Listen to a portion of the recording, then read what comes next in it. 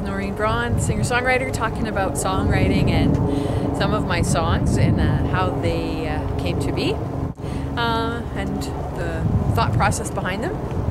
Quite often in my songwriting I write on other people's work, other people's literary works that have inspired me. I've used pieces and fragments of other authors, for example Miles to Go, Robert Frost, the poem that's well known. I've used elements of his work in my song, Miles to Go, from my second album. I also wrote a song called Jade,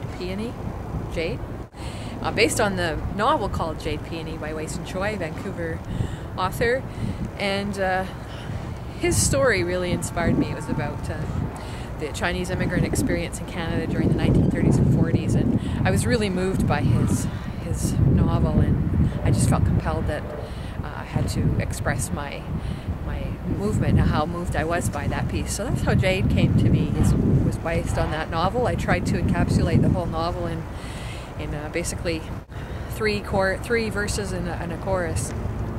The chorus is representative of the grandmother who sort of brought this Jade Peony, and that's how I intended that to be. Another song that was inspired by literary work was Conformity 451.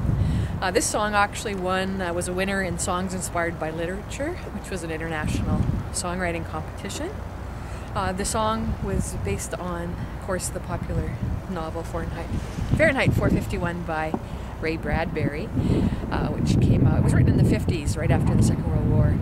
And it was as timely as it was in the 1950s. It's certainly timely for our time now, and it was about censorship and brainwashing and the control of government. So I used contemporary music for that piece, blending rap and rock and sort of a little bit of an R&B sound to it.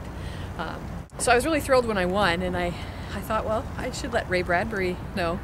So I sent him a copy of the CD, and lo and behold, his daughter emailed me back saying her father had received it and was very happy with how it sounded and congratulated me on the winning. So I have that email saved of Ray Bradbury's daughter congratulating me and saying that he liked my interpretation of his novel. So that was a great honor for me, for sure. But these three examples, I also actually, just to finish on Jade Peony, I also gave a copy to Wei-Sun Choi, who appreciated it as well. So another idea of how you can use other people's work for your own creation. So if you're inspired by somebody, use that as a great starting point for your own creation.